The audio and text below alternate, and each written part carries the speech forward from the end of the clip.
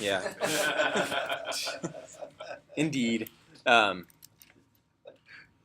Every day is or every hour is happy hour for me. It's not a coffee mug that I'm usually carrying around. Well, I mean, it is a coffee mug, but it has no. All right. Yeah. Kahlua. Just straight bourbon. All right. Yeah. All right. So if we actually do this thing, we want to return self load view, or we can return redirect to quote / messages. Otherwise, we want to return to quote / and just send ourselves home. All right. Hopefully that'll work. Who knows? We haven't really tested a lot of this stuff yet. Okay. So the last piece that we want to do is basically do the wall, right? So in theory, we've passed over the following variables. We should have a messages variable. We should have a comments variable. And those are the two variables that we should be able to iterate through. The comment should have a messages ID in it. The messages should have a bunch of other things in it. We can look those things up in a second. We need to make a form to make a new message. So let's do that really quick. Action equals last messages method equals post. It's going to have a text area in it. And that text area is going to have a name of message. It doesn't need an ID. Text areas are a little bit weird. If you put an enter in here, that actually generates a character return, which will be annoying. And it'll have a length, and you may not want to do a length if you want to test for length of 0. Input type submit value equals add message. And we know who's going to be adding that message. It's going to be whoever's logged in as the session user. So we can basically pass that through later on, so we don't need to actually do that here. Where do we say we use the session? What's that? Where did we do that? Yeah, where do we do that? We did that on the controller side. So both. This should be. There it is. Yeah. I'm sorry. Yeah. So right there, and then same with login. We did the same thing. All right. So I should be working not where I am. So save that. Should be hanging out over here in this bottom quadrant. All right. Cool. All right, so there's that. And then now we can do a for each loop for message and messages.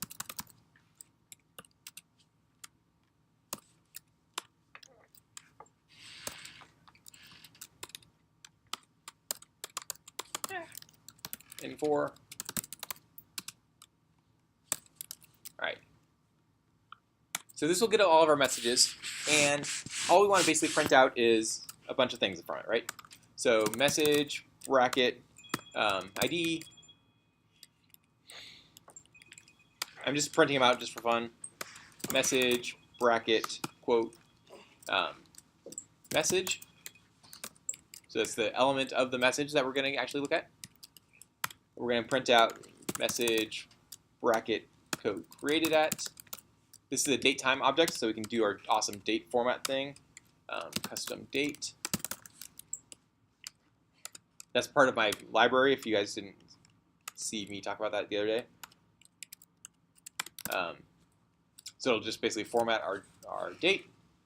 All right, so that's fine and dandy. We don't actually need to show this message ID. And this is not created at, this is MC at, m_c at. And then what else do we need? We need the author, right? Message, bracket, quote. What do we call our author? M author. M underscore author? M underscore author. Yep. Okay, cool. All right, so that should show all of our messages. Then what we want to do is we want to do another for loop. For comment in comments.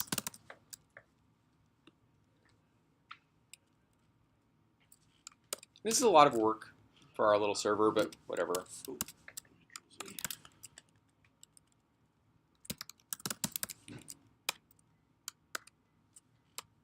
we're going to do an if statement here. Yeah. So we'll do the in4 now first, and then we'll do the if statement internal to that.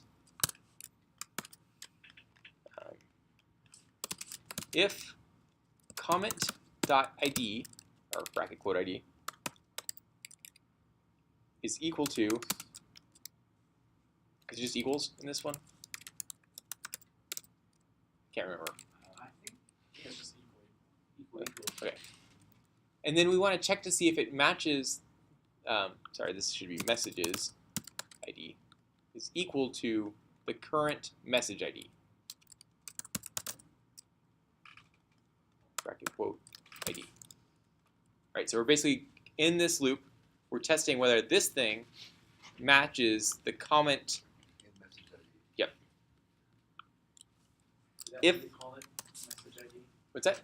or did we not abbreviate message? It's MID. MID in the comment side. Oh, thanks. Cool. All right. Then we want to end this if statement. End if. All right, and then we're going to cycle through this thing. If this statement is true, what we want to do is we want to output the comment. I think message is also MID. Is it? No, probably because I want to differentiate them. But we can always check real quick. So we can go back to our controller and just make a real quick look at to see what those things are coming back as. So CID as comment ID, which we may or may not need. CCAT, so that's fine. And MCAT and MID. Okay. And MCAT. MCAT, yeah. Cool. All right, so we've got the comment. For comments, great. So that's that part. Comment dot bracket quote comment. We want to show the comment CC at bracket quote C underscore C at, and that's a date type object.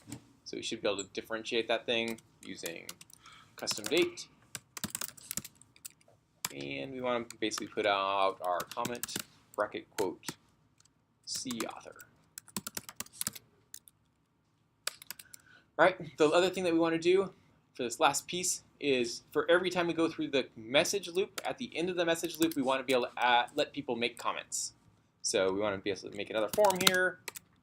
That form is going to have an action of comments, and it has a method of post. And inside of that, we want a text area. Oh, that's not a text area. That's not a text area either. Come on, text area. There we go. All right, and this one's going to be comment. Again, we need, in this case, we need a hidden input, and that hidden input is going to be what message this came from. Name equals messages ID. So that's going to be the messages ID, and it's going to have a value. Value equals double curly braces message bracket message ID. Message bracket M underscore ID.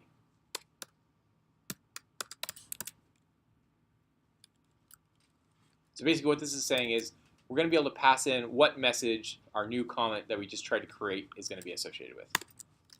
Input type, submit. And again, we can get the user ID through the session user. All right, input type, submit. Value equals add comment. All right, so that should be just about it. We didn't make these comments, but I think you guys can make insert intos without too much of a problem. Maybe? All right. Well, we'll find out. All right, let's see how ugly this is now. All right, let's go to the slash messages. All right, none type has no object. All right, so let's see where that's coming from. So we can kind of scroll through here. So somewhere I returned a null. Okay, so line 34, messages index. Line 28, messages index. Return self db and query underscore db. Well, there's a couple different things that are going on that may have some problems. So that looks like it's okay. But this self db query underscore db, why wouldn't we have a query underscore db?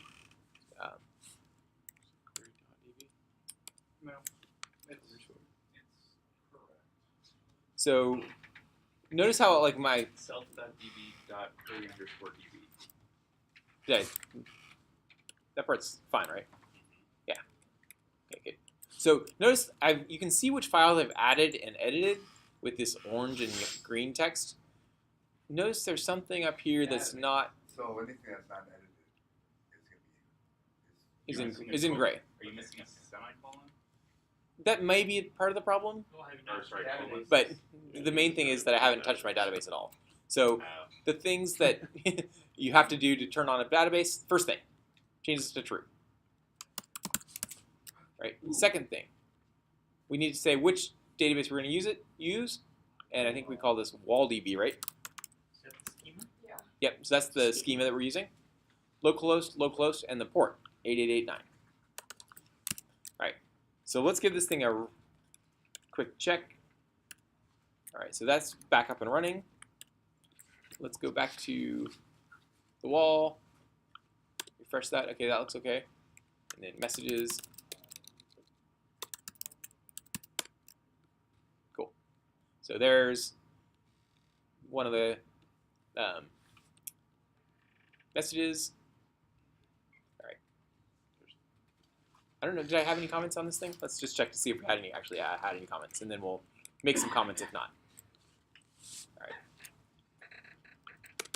Select star from comments.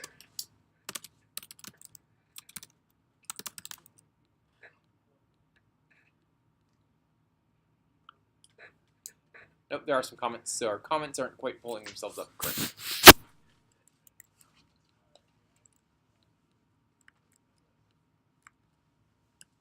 Just take a look, make sure that's the case. Yep. All right, so message 3 is the one that's having lack of comments associated with it. Right, so it should have a bunch of ASDF comments. So message ID 3. I think that might be the problem. I think yeah. All right, so Jeff was pointing out, notice this is messages ID. Yeah. I think I put message ID in my comparator. So it's in this loop here.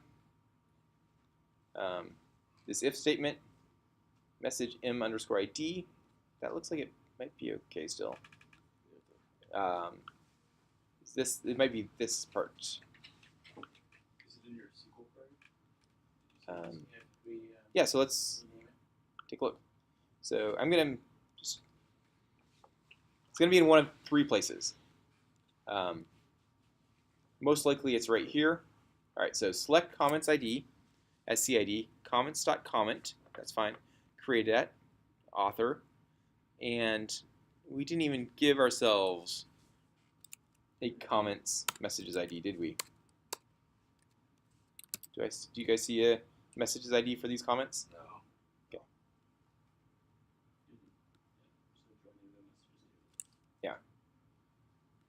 Users, yep. So we don't want to enter there. We just want to. All right. So comments dot messages underscore ID. I think is all we need. Comma. All right.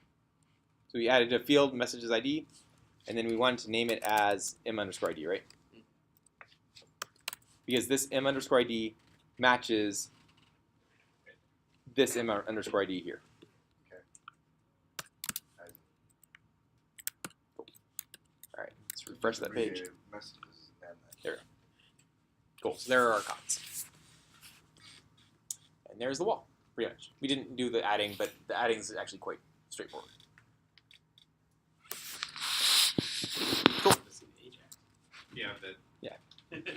All right, so I'll stop this one here since we're about to do algorithms, and then this afternoon we'll do a bit of Ajax stuff.